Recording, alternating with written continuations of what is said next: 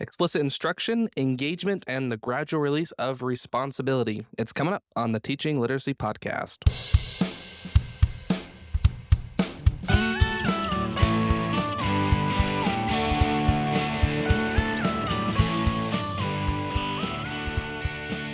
Hello, and welcome to the Teaching Literacy Podcast. I am your host, Jake Downs, with Patrick Wells on the back-end production. This is the show where we work to bridge literacy research into practice, and I'm very glad to have you with us for this episode. Whatever your instructional or learning context, I hope you are doing well. I hope you are happy. I hope you are healthy. If this is your first time on the show and you enjoy what we talk about, I'd appreciate if you left a review on Apple Podcasts or wherever you receive this content. That will help others find the show. If this isn't your first time with us and you've been around a while, I would appreciate it if you share this episode with a friend or colleague that you feel may benefit. Again, the purpose of the show is working to bridge literacy research into practice, and we're doing that by talking with folks who are doing the research, who are publishing the papers, who have insight to the nuance of how this can be applied effectively in instructional contexts. I'm very excited about today's show. We're talking with Dr. Dana A. Robertson about explicit instruction, and he wrote a chapter entitled Explicit Instruction in the book Principles of Effective Literacy Instruction. We've had a couple other interviews from that book. You can go back and listen to episode 27 that talked about teachers as lifelong learners with Dr. Julie Ingram and Dr. Amy Morwood. And we also talked with Dr. Seth Parsons in episode 24 about the principles of effective literacy instruction. It's a great text, very teacher-friendly. I recommend checking it out. And today we're talking with Dr. Dana Robertson about his chapter entitled Explicit Instruction. Dana A. Robertson is an associate professor at Virginia Tech School of Education, where he leads the reading and literacy education program. Dr. Robertson is a former classroom teacher, literacy specialist, and literacy coach, and his research focuses on classroom discourse and oral language comprehension instruction, reading and writing challenges, literacy coaching, and teacher professional learning. I'll also point out he has a recent edited volume entitled Innovations in Literacy Professional Learning, Strengthening Equity, Access, and Sustainability, which he co-edited with Lee A. Hall and Cynthia H. Brock, that you may want to check out as well. Thank you again for being with us for this episode, and make sure after the conversation to stick around for Jake's take on the topic.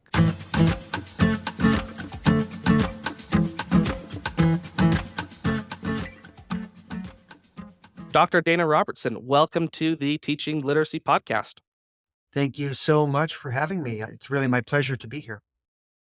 I'm really excited to have you on the show as well. We are talking about your chapter entitled Explicit Instruction from the book Principles of Effective Literacy Instruction. We've had a couple other guests from the show come and talk about their specific chapters from that book. And when I read this book initially, your chapter was one that stuck out to me, very, very clearly as, oh, this is a great description of explicit instruction and why it matters. So before we dig into the chapter, will you provide a brief overview of who you are, how you became interested in explicit instruction, and then your experience with explicit instruction?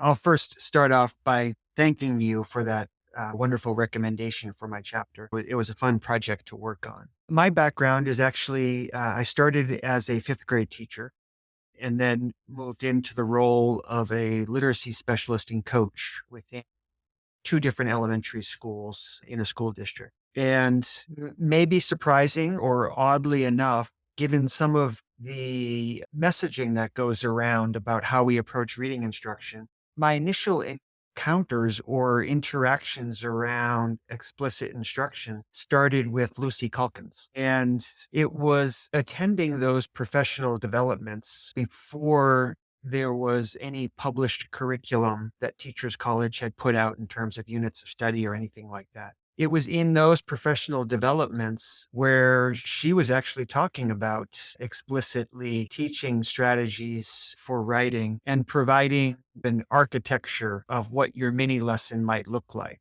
That's where I started to look at this idea around explicit instruction. Coinciding with that, when I was a fifth grade teacher, there was a day that I was teaching. Well, there was many days, but there was one day in particular That was kind of a transformational moment when it was early in my teaching career, my first year, and one of my lessons didn't go well. We know this happens with all teachers. Many of our lessons don't go as we intended them to go.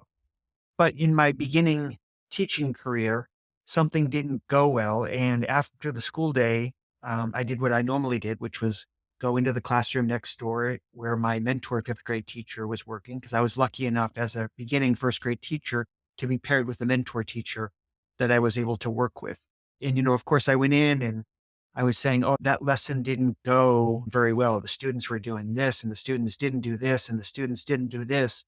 And the mentor, she stopped me and she said, wait, okay, what were you doing while this was happening? And that prompt right there caused me to take a step back and really think about what I was doing as a teacher when I was getting frustrated that the students weren't getting it. And one of the things that I came to realize in this confluence of what I was picking up from my professional development around this architecture of mini lessons and in this experience of working with teachers was that my teacher language, my talk as a teacher was really consequential for student learning. And it seemed that in what I had been doing in that particular lesson, and I'm sure in many other lessons as well, is I wasn't being clear and explicit enough in what I was trying to ask the students to do. So that was kind of this transformational moment that really moved me towards thinking about teacher talk, teacher language. And that's what moved me into this idea of, or this exploration of explicit instruction and how we are providing explicit instruction within that gradual release model that Pearson and Gallagher had coined many decades ago.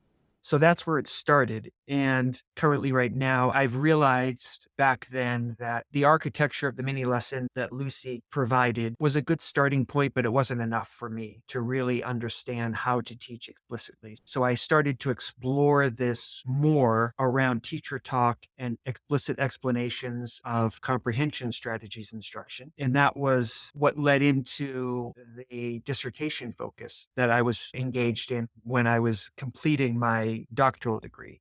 So my dissertation focus was looking at, in my role as a coach, because now I had transitioned in my career to being a coach in a school, looking at how we can support teachers in providing more explicit instruction around the teaching of comprehension during their lessons. I did this with third grade and fifth grade teachers. And we were specifically looking at that combination of the talk or the language choices that the teachers were making and how that related to providing explicit instruction around these comprehension strategies.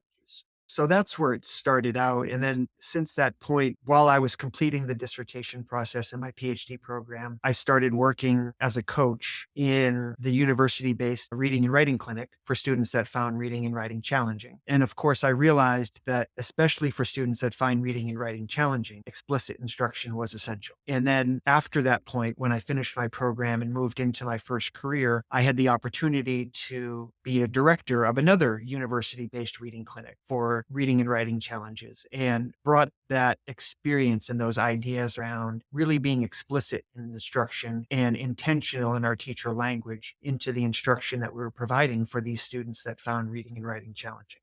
Thank you for that introduction, Dr. Robertson. I appreciate your perspective because you describe an evolution of thought that you've experienced throughout your career. And it's a story that resonates with me, and I'm sure it'll resonate with many listeners as well. And I think one of the reasons that I find your scholarship very interesting is because of your experience as a classroom, as a coach, as a researcher, and your work with the clinic.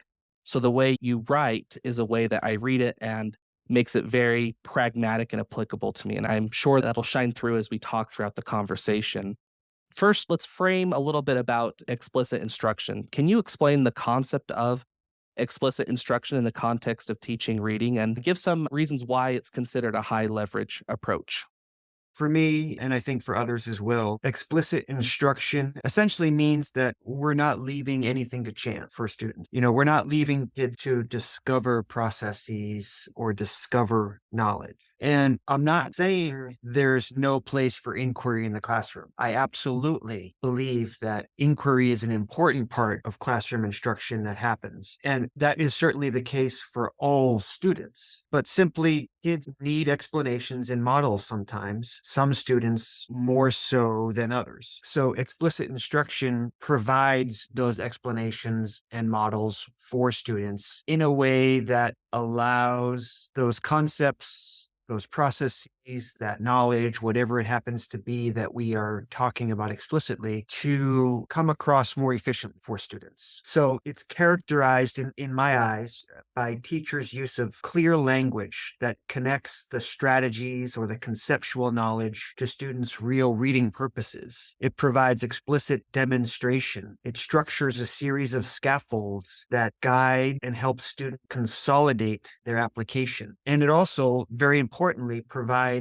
responsive feedback on students' performance as they're engaged in small little increments. And it prompts and expects students to then apply that knowledge or that process in novel reading contexts. So for me, I see it as high leverage because there are times when students need information explicitly. It does so efficiently for students, and it also sets students up for further reading and learning in terms of that expectation that there's going to be a transfer of strategy use across reading contexts. And those strategies are designed and taught so that it becomes an easier process for students to start to navigate other texts that they're reading. Or it explicitly, efficiently provides conceptual knowledge, which needs to be there to serve as an anchor for further reading and writing that students might be doing on a topic. So I appreciate that notion of explicit instruction being intentional teaching, of knowing what the students need and when they need it, and being able to provide that for them in an efficient way in the service of helping them apply it in text or across text.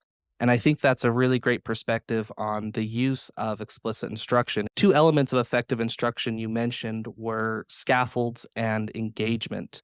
Can you talk about how those fit in with explicit instruction? Sure. The scaffolds, the support that we provide for students as they're engaging in this instructional process, they're essential because they are the practice with feedback. And I just had mentioned that, explaining and modeling is an important part of explicit instruction, but just explaining and modeling themselves are not enough. We can't just explain and model and then just expect students to have it. We need to provide practice for them, and we do that through the scaffolds that we set up for students, which hopefully will provide small steps of application as students are starting to consolidate the knowledge or the processes that they're engaged with. So it's important that it's provided in small steps of application so that we're not taking too far of a leap and expecting students to be doing too much on their own. So thus, those scaffolds optimize time on task for students to be actually engaged in reading, because they then have tools to navigate that text more successfully. And they're only being asked to do it in small steps with very responsive feedback from me as the teacher, or from whoever the teacher happens to be, in how they are engaging in that process, or how they are bringing that knowledge that they're learning about to bear in this new context that they're learning in. So at the same time, reading is not just an accumulation of skills. We're applying strategies for real reasons in text that are meaningful, and they offer opportunities for challenge. And when we're doing this with real reasons for reading, students are more likely to persist in these opportunities that are more challenging for them because they have the tools to be successful. Through these scaffolds, these small steps that we're providing, we're creating or establishing conditions for students to be successful with something that is likely going to be hard for them. And that happens through the scaffolds and feedback that we provide for them. Now, I think that the second part that you talked about was engagement. I just mentioned a moment ago about this idea of persisting because we've established conditions for success through the scaffolds. So by providing these scaffolds and teaching students to be strategic in how they navigate through text, we are providing opportunities for them to be more successful, to persist, and therefore be more cognitively engaged in the text that they're reading. And that's something that explicit instruction does very well. It promotes a high level of cognitive engagement for students. Yet at the same time, I mentioned earlier that we don't just want to accumulate skills and strategies. We want to be doing this for real reasons. And that's where the engagement part comes in. And, when I think about engagement, I'm always drawn to the work of John Guthrie and others and their model of engaged reading, which was really looking at that intersection or connection between strategy use and what motivates students to read. And we know that strategy use is highly correlated with increased motivation. We also know the opposite, that increased motivation is highly correlated with more strategy use. So when I talk about engagement, I'm thinking about the kinds of actions that teachers can put in place that are likely to increase students' motivation to engage more in reading. And part of that is this idea of having knowledge goals. So we're not trying to apply a strategy of summarizing for the sake of summarizing. We're trying to apply the strategy of summarizing because it's going to help us understand more about whatever that knowledge topic happens to be. The causes of the American Revolution, the habitats of tigers, whatever it happens to be that is capturing students' interest at that time. We're always reading for real reasons. We're reading to build knowledge of the world, and the strategies are just the tools that are helping us to engage in that process. I think what you discussed there hits on a lot of the current conversation that's happening around reading, in the sense that the idea of a scaffold of explicit teaching and modeling, that's the beginning of a process, but that there has to be a gradual release, like you mentioned, using the gradual release of responsibility model so that students can be able to have engaged reading. And I like that connection that you have with scaffolds and engagement, and that they can feed on one another. I tend to start with the ideas of engagement in mind. So for me, when I'm conceptualizing these two ideas, engagement comes first for me, and then I'm going to think about what strategies students may need to be more engaged in the content that they're learning. So explicit instruction is just one of the tools that we happen to use for certain students at certain times. It's not the only approach that we use to instruction in the classroom, but it reminded me of what you were just saying a moment ago, of a conversation that I was having with David Pearson several months ago about this whole gradual release. It's been somewhat misunderstood as this I do, we do, you do process, which makes it a little bit more lockstep than it should be. But when that was originally conceptualized, that gradual release of responsibility, it was more of a heuristic of how you're thinking about instruction. And as you are in instruction, maybe you've started with an inquiry approach, and then you're seeing that certain students need something more explicit to be able to continue to be successfully engaged in that work.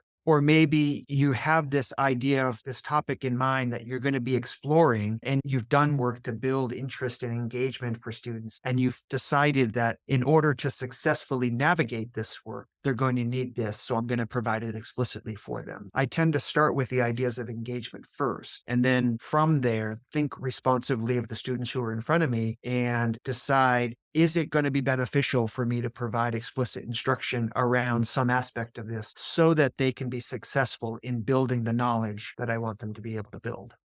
I agree that the gradual release model is more than I do, we do, you do. I've been reading, it's a book from a few years ago, an edited volume about gradual release, but that idea of it when it was initially conceived is how a task is being shared, in the classroom. What proportion of the responsibility is the teacher's role and what proportion is the student's role? And that through that process of a teacher gradually reducing their responsibility as a student is able to gradually increase in their responsibility is the trade-off that happens as part of that gradual release process. That explicit instruction is the far end of that curve of when the teacher has very, very high responsibility and the student is having very, very low responsibility. Students' capability or their proficiency should be the key fulcrum of where we're at in that task or role responsibility sharing. Right. And when we think about that, the explicit instruction can be this larger approach of me explaining and modeling and then providing the scaffold and all of that to be able to support students. But the explicit instruction also can show up just within the feedback that I provide to students based on how they've attempted to do something already. Or just stepping in to say, this letter is the letter A. That's an explicit explanation that is following up from how students are engaging in the work that they're doing. Absolutely. Knowledge building is a very hot topic right now. And we've already touched a little bit on knowledge building, but how do you connect the relationship between explicit instruction and knowledge building? Well, I mean, I've just talked a little bit about starting with engagement and knowledge building first. I don't think there's anything that we're doing in the classroom, whether it's decoding work or fluency work or, phonemic awareness, comprehension strategies, whatever it happens to be, is always done in service of helping students to build more knowledge of the world that's around them. So I don't think we should be doing anything in the classroom that becomes decontextualized from that too much. Maybe there's a little bit of decontextualized work, but we have to take the steps to bring it back to how this connects to real world reading, how this connects to real world writing, to real world building knowledge of the experiences in life that's around us. So there's different types of knowledge that I think that we can get when we are engaging in explicit instruction. The first is kind of a meta knowledge of reading processes. If I'm going to be providing explicit instruction around a comprehension strategy or a decoding strategy or something like that, I want to make sure that I'm providing for those students knowledge of what that strategy is, how you engage in that strategy. So that's, declarative knowledge and procedural knowledge of how we do that. But I also want to make sure I'm providing that knowledge about when and where that strategy should be part of their repertoire of the work that they're doing. So that more conditional knowledge so that students understand why they should be using this, how it's going to be helpful to them in different contexts, so that then they're more likely to engage in transferring that strategy from one context to another if they have that conditional knowledge. Yet, as I mentioned earlier, explicitly teaching strategies alone does little to compensate for a lack of content knowledge for students. Like, we can't just teach strategies and expect students to be skilled readers. We need that content knowledge. And I tend to try to refer to it as content knowledge as opposed to background knowledge, because when we're thinking about providing explicit explanations, sometimes we need to build knowledge for them. It's not knowledge that they already have in their background. That's only related to the experiences, and they only get those experiences from what, at least in a classroom setting, what I'm providing for them in terms of instructional context. So, we can't compensate for a lack of content knowledge just by teaching strategies and skills alone. And the whole reason why we engage in strategic actions is to learn content. That's the ultimate goal, is developing more knowledge of the world. And I would argue also taking action in some way of that knowledge that you are developing about the world. So as students become more versed in their ability to strategically process a text, I'm not talking when I say strategically process, I'm not saying like we should spend 3 weeks teaching them how to predict and then 3 weeks teaching them how to summarize a text and then another 3 weeks on questioning. I tend to think of strategies and how I might approach engaging strategically in text more in relation to thinking about the context of the text and the kinds of strategic actions that we need to apply in order to get at that content of the text more deeply. And that often happens, there's certain processes that we might use before we start reading and while we're reading and after reading that help us to engage more deeply in that content. And so when we're able to do that, we have those processes more down, we're more versed in those processes, then we're able to read more. We're able to read more about that topic. We're able to read more about other topics. And the more broadly we read, or the more deeply that we read on a particular topic, it's going to facilitate students' acquisition of more vocabulary, more linguistic structures, more conceptual knowledge. So, Marilyn Adams back in 2011 wrote that knowledge is truly the most powerful determinant of reading comprehension. And I'm not saying by making that statement that if we just give kids background knowledge explicitly, they're going to be good readers. We need to build knowledge, and we need to hold this idea of building knowledge as the reason why we're teaching skills and strategies. But we also need to provide for them particular strategies that are going to be useful in helping them navigate text more independently. I've seen in some spheres strategies and knowledge building being pitted one against another. And I appreciate your notion there that just because strategy instruction has happened poorly in some places does not mean that it is incompatible with building. I want to shift gears a little bit and talk about teacher talk, because this is one of the areas I find the most interesting. When I think about a scaffold, I've become convinced, and your work has helped me become convinced, that a huge part of the way that we scaffold instruction comes from teacher language and how a teacher is structuring the learning environment on what they are saying. And I think you break it down really nicely to help show how the way we talk is really how we scaffold our students. So, can you provide a little bit about why the language a teacher uses matter, and then the different types of talk that a teacher engages in as different types of scaffolds in that gradual release or explicit instruction process?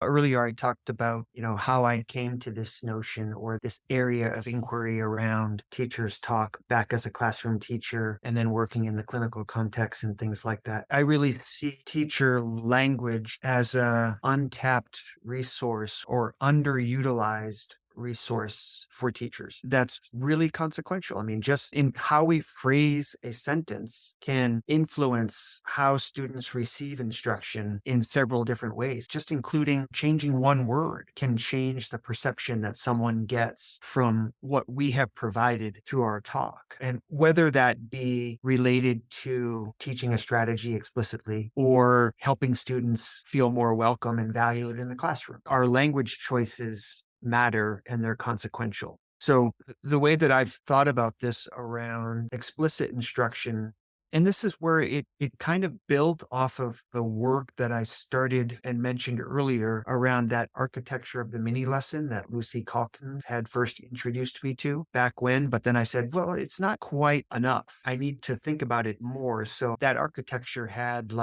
started with the connection to previous work, and then it went into teach the strategy, and then it went into provide guided practice, which is loosely following that explicit framework structure. But when I was trying to think about this in relation to the work around engagement and establishing knowledge goals is very important for motivating students to read, but also getting them to be more cognitively engaged in that work, because that's where they start to see real purpose in the reading work that they're doing. So goal setting is a very important part of this work because it connects in with that engagement part, I think, that motivation part. You're not summarizing because I'm asking you to summarize as the teacher. I'm going to make clear for you that we're summarizing because it's going to help us with this particular knowledge that we're trying to build.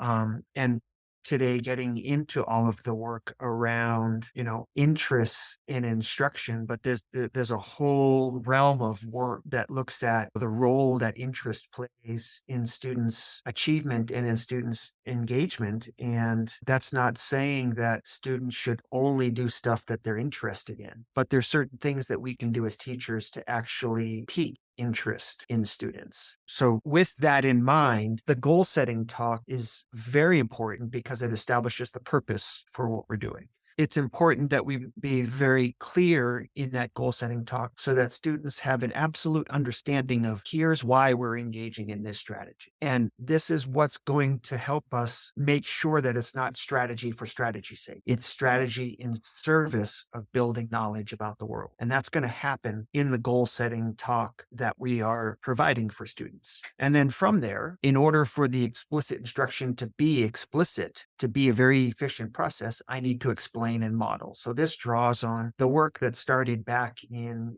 whether it was the early 80s, somewhere around there, that a lot of the cognitive psychologists and others were doing around explicit explanations of strategy use and explaining what a strategy is and how we use the strategies and that conditional knowledge of when and where we use the strategies. So that's where our talk around there becomes very important, because we need to make sure that we're providing those types of knowledge for students. What is it? How do we do it? And when and why might we use this particular strategy? But I'm going to link that to the goals that we have established earlier. And then as part of that, then it becomes the model where I'm actually thinking aloud about how to engage in these procedures as we're moving through the process. But I think the part about the talk that is essential for me there is thinking more about being very intentional in that I want to make sure that students are paying attention to certain things, like watch me when I do this, or I'm now going to show you how to do this. And I'm going to be very explicit in that language. But it also allows me to be cognizant of my pacing when I'm teaching, because I think if we're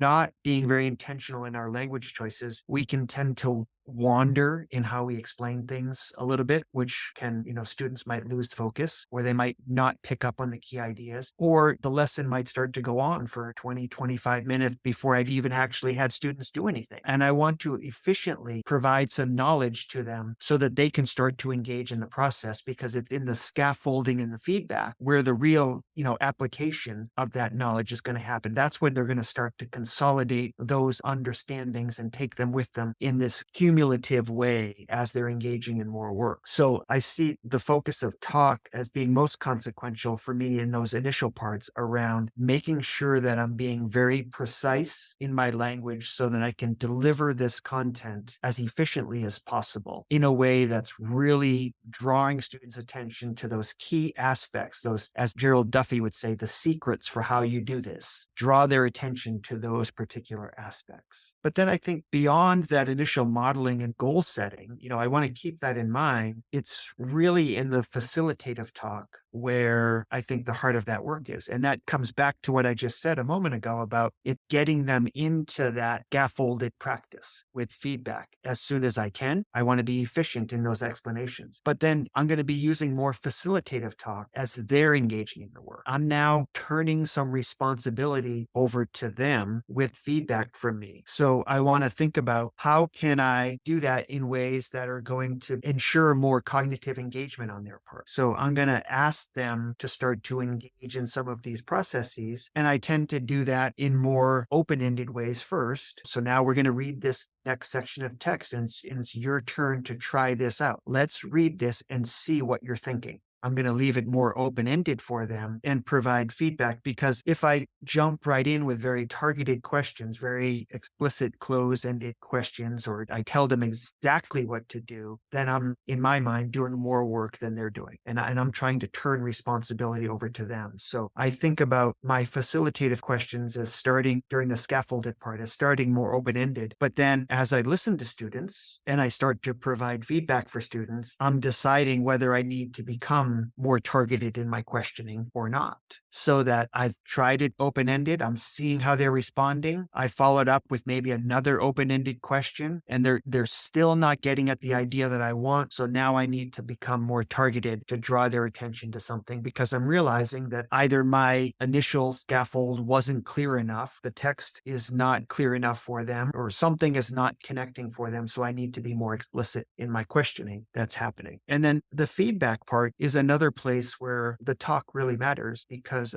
there's lots and lots of work around the importance of feedback, and that it shouldn't just be good job, that kind of empty praise. Just like in my explicit explanations at the start of the lesson, I want to make sure that my feedback is letting them know exactly, explicitly, what it is that they're doing well or not doing, and how that's influencing their ability to get knowledge from the text. So oftentimes my feedback might not even have the word good job or whatever in it. It might just be like, oh, I noticed that you were able to pull that phrase out of this sentence and connect that back into your summary. That feedback right there, even though I didn't say good job, is telling them exactly what they were doing that was helpful to them in engaging in this summarizing work. And that's more consequential to these ideas of them taking something and transferring it to a new context, is that, as Peter Johnson would say, that noticing and naming of what students are doing in the classroom and how that is connected to the ongoing learning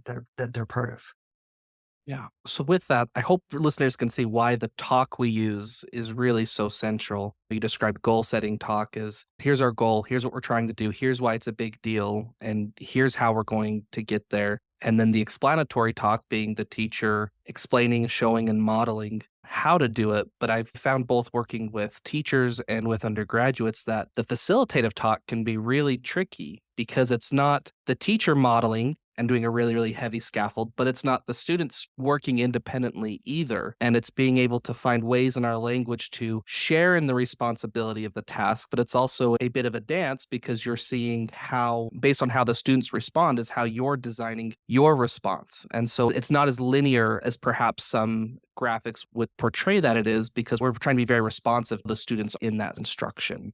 Right. So in my mind, I take time to establish the goals and explain and model something, but then it almost morphs into more of a discussion-based approach about the text as we're engaging in trying to apply those particular strategies. And I think that's partly why some of these well-researched approaches to strategies like reciprocal teaching are so efficacious in terms of their outcomes. Yes, there's 4 strategies that we're trying to work on, but the goal is not just to teach those strategies. I mean, really the heart of reciprocal teaching instruction is dialogic processes that are going on as students are discussing the text, and they're just using the strategies as tools for engaging in that discussion about the text. And that's where the facilitative talk comes in. So let's talk about supporting diverse classrooms where students are coming from different linguistic or cultural backgrounds. What can teachers do to help support everyone's reading skills and reading comprehension when a classroom may be very diverse?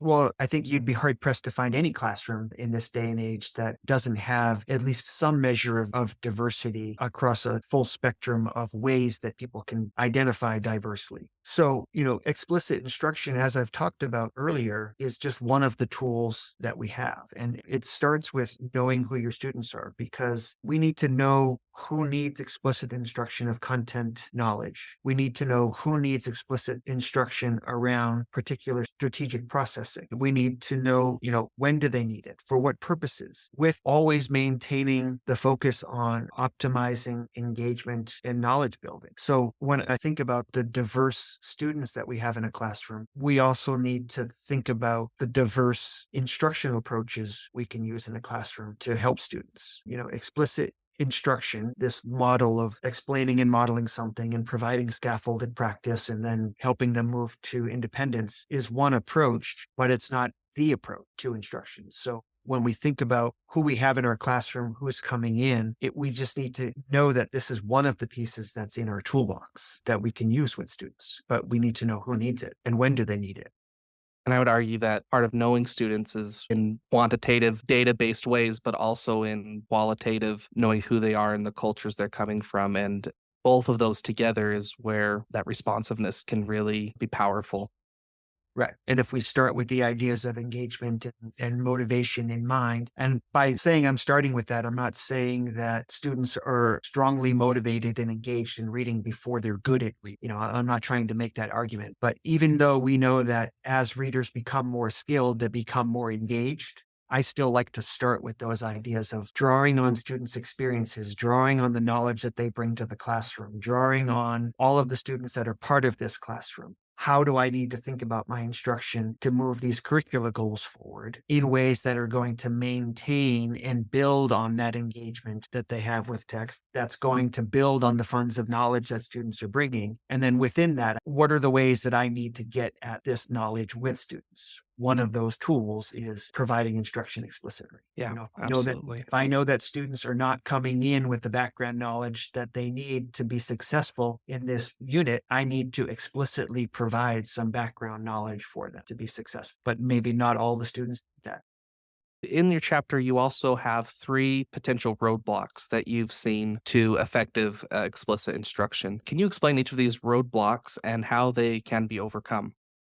Sure. So the first one was related to strategy use in particular, because oftentimes when we think about explicit instruction, we think about explicitly teaching comprehension strategies. Even though we've today talked about explicit instruction can be around building content knowledge, it can be around it. So even though we've said it can be around building content knowledge, the first roadblock is just this lack of awareness on teachers' parts. And I'm not saying this as a way to say that teachers are not good teachers or not skilled readers, but once we become more automatic in our reading, once we become a more skilled reader, we somehow or sometimes lose that awareness of what are the strategic actions that we're engaging in, because we've become so automatic or more automatic in how we are engaging in something. I think about this like driving a car. Driving a car is countless strategic actions all the time based on what's happening where I'm moving my vehicle and when I'm coming to red lights and what the cars around me and the people around me are doing and what the weather is. And there's all of these strategic actions that I need to be considering driving, but sometimes I just end up on autopilot and I start driving somewhere where I wasn't even expecting to drive. And I'm like, how did I end up here? That's not where I was planning on going, because I just got lost in the automaticity of the process of driving and wasn't deeply engaged in thinking about that work. So part of it is teachers need to, or more skilled readers need to, kind of acquaint themselves with the awareness of what kinds of things that they do when their meaning breaks down, when they're trying to read a text. Because for the most part,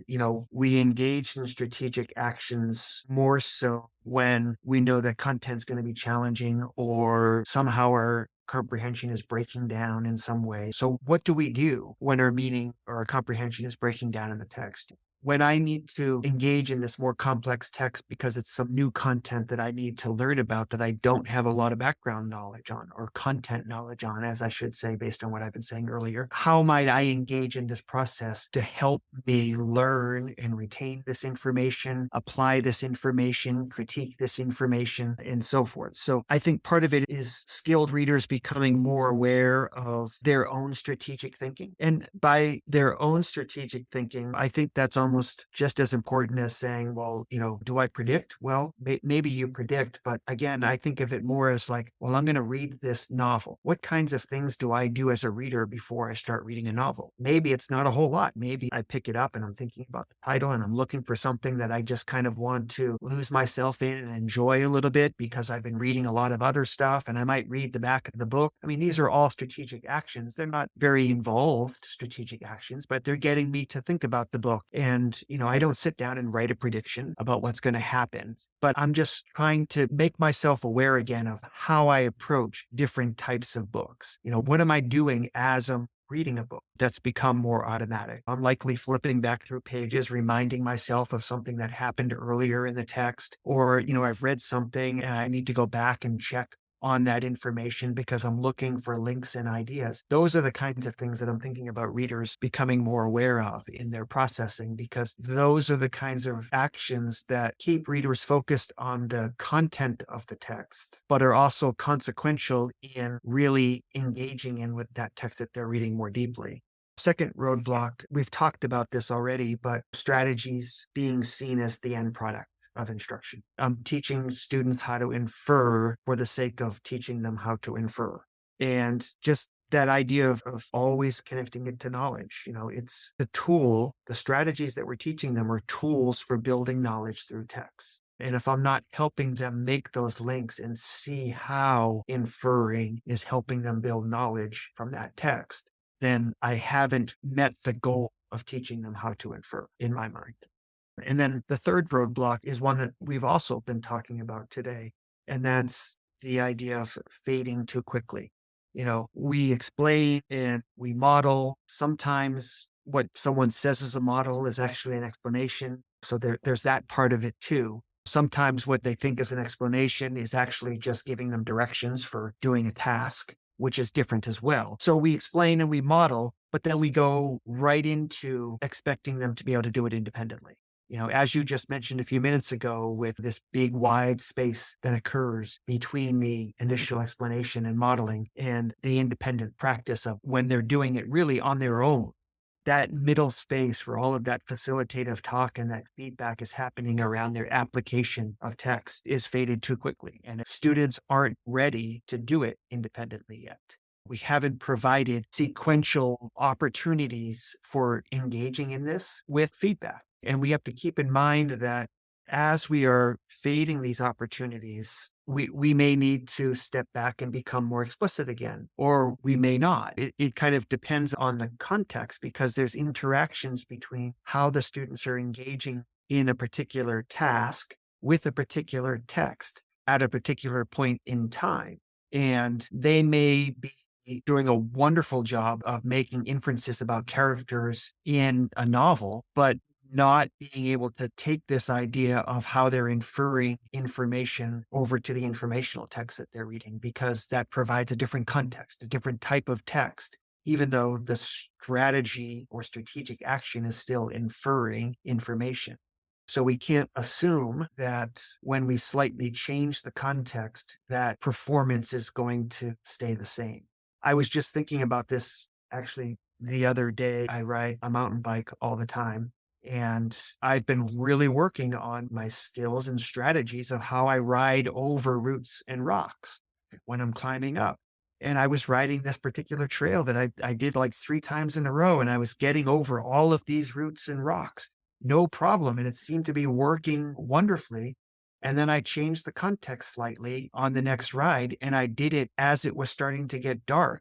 And all of those roots and rocks that I was able to get over just fine, I was stumbling over because the context had changed slightly. Even though I knew how to approach them, something was different. So it's the same kind of idea. We have to always be ready to say, okay, I'm changing the context. Do I need to re-explain something? Or as students are engaging in it in this new context, I have to be willing to step them back and say, let me show you how I do it in this context. And now let's practice again. So fading too quickly, I think, is one of the biggest roadblocks that we run into around explicit instruction. Yeah, I've described that with my undergraduates as, just showing a kid, hey, this is how I'm going to do the doggy paddle. And then, "Whoop, okay, you're in the pool now. Good luck." Ah, That there needs to be some gradual release there. And to your first roadblock, I've noticed as I've gone through my doctoral training and now at the university that I've become more aware of what I'm doing when I read. And something I just like to pay attention to now is really complex syntax. So when there's multiple nouns and verbs happening within a sentence or within a couple sentences, and I think it's given me an appreciation of when we are reading text, there's a lot that our brain is keeping track of, and there's a lot that the brain has to prune out in order for the big ideas to really float to the top. And so being able to, whether we're talking about syntax or whether we're talking about making inferences, being able to unlock that for our students, not having comprehension or any reading aspect of reading be this black box, but having it be transparent, that's our role as the teacher in the classroom, as the most proficient reader in the classroom, to be able to show what we do, what makes us skilled, and being able to impart that to our students through explicit instruction, I think is really powerful. yeah, and that's kind of that apprentice approach to teaching. And it's also the idea, because you mentioned, when I'm reading these more challenging texts or these more complex texts and looking at syntax, I mean, those are the contexts when using strategies is warranted. If a kid are reading books, then they are able to read without very much teacher help at all, and they're getting the ideas. They don't need to slow down and apply prediction and inference strategies because there's no, as David Pearson would say, there's no clunks that are happening there. It's just all clicking for them. So we need to think about what do we do when we are approaching a text where there's going to be clunks. That's when we have to be really cognizant of how we are strategically processing through that content. And we need to be able to point out these difficult parts for students and how we can work through them. We've covered a lot of ground, and I appreciate your insight on the topic. Do you have any final considerations on explicit instruction? That it's very hard to do well. But with the importance of talk, teachers' talk, that is, I think there's 2 parts to it that are really important to help teachers engage in it more effectively. And one is opportunities for reflection. If if your talk is important, as I think, to engaging in explicit instruction well, then how can you create opportunities to reflect on your talk, whether you are not necessarily sharing it with others, but, audio recording yourself and listening back to it. Say, did I very concisely explain what the strategy was and why the strategy was useful and how to do it? So providing or finding opportunities, ways to engage in reflection, because when it's something like talk, you can try to rely on your memory, but likely you're not going to recall those small details of how you said a particular sentence.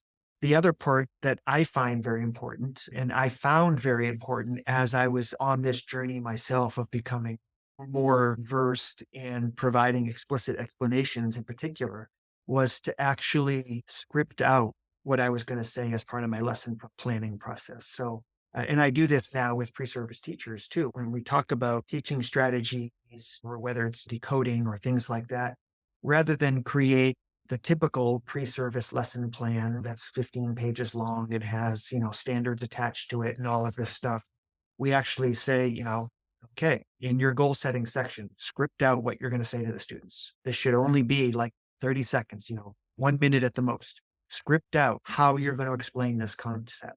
And then it's not the idea of then taking that lesson and reading the script, but by scripting through, you're being very intentional and reflective around the talk that you're trying to use as you're planning this lesson. And I have found that by actually writing it down, it helped me to then be able to do something very close to that without wandering all over the place in my lesson and without having to read the script. So I think reflection and intentional planning around scripting language choices are two, in my mind, important considerations to engage in this process efficiently yet effectively. Wonderful. Well, thank you for your thoughts on explicit instruction. A final question for you. What is currently filling your literacy cup? Well, we've been talking a little bit about teachers and their understanding of explicit instruction, for example. And what I've been working on a lot recently relates to talk. It's still trying to understand how we help teachers help students. It's a very broad statement, but we know a lot about what can work. Explicit instruction is one of those approaches that we know can work. We know a lot about teaching students to become better decoders and more fluent readers and stronger comprehenders. But how do we translate that and support literacy leaders, such as coaches, administrators, in supporting teachers for sustained change? So that's where I've been a lot lately, is thinking about how we're supporting the literacy leaders that are in schools in helping their teachers to continually be advancing their instructional practices towards more robust use of evidence-based practices in the classroom. And a lot of that, in my mind, has happened through the talk that happens between those administrators and those coaches working with those teachers. So a lot of work examining coaching conversations to find out, when these coaching conversations are working, what are the coach and teacher actually talking about? Because we say a coach is supposed to model practices and they're supposed to provide a trusting relationship. Well, we know that, but what does that actually look like? What's that procedural knowledge of how coaching interactions actually occur, or how we help support administrators in understanding the bigger pictures of instruction and therefore their ability to support teachers in engaging in that. So that's where a lot of my work has been lately. Wonderful. Dr. Dana Robertson, thank you for joining us on the Teaching Literacy podcast. Thank you so much for having me, Jake. It was a pleasure.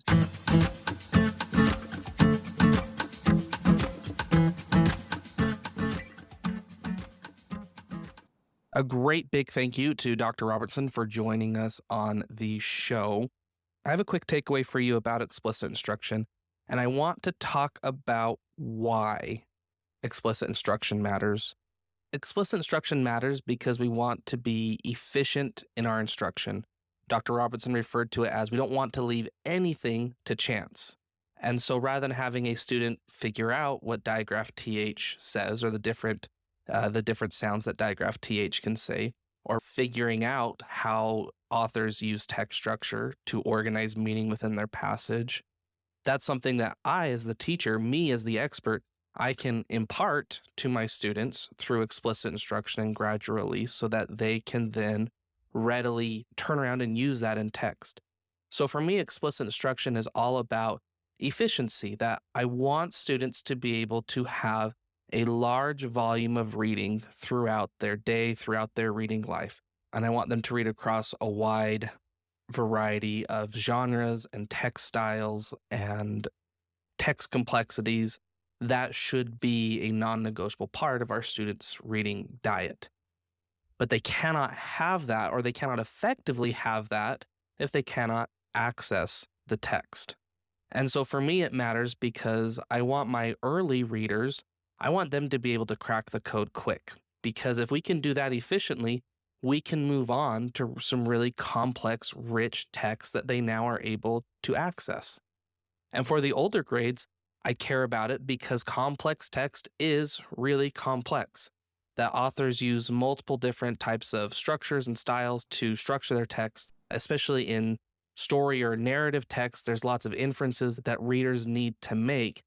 And if there's things that are consistent in text, whether it's text structure, whether it's syntax, anaphora, whether it is multisyllabic words, whether it is all the vowel sounds that we use, whatever it is, if there's things that I can impart to my students in order to help them access the text more meaningfully, feel that as the teacher, I ethically have the responsibility to do that.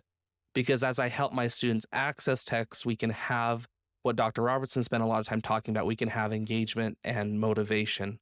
I believe students inherently like to learn things, and they enjoy to learn things about the world around them. They like to have knowledge being built. And we can do that through text extremely readily. And that's where the role of explicit instruction is. So for me, that's what explicit instruction is about. It's about effectively helping students access text, but it is a means to an end and not necessarily the end in and of itself. Alrighty, that is all that I have for you today. If you enjoyed this episode, please share it with a colleague. This is Jake with the Teaching Literacy Podcast. Until next time, let's work together to make reading and writing instruction even better.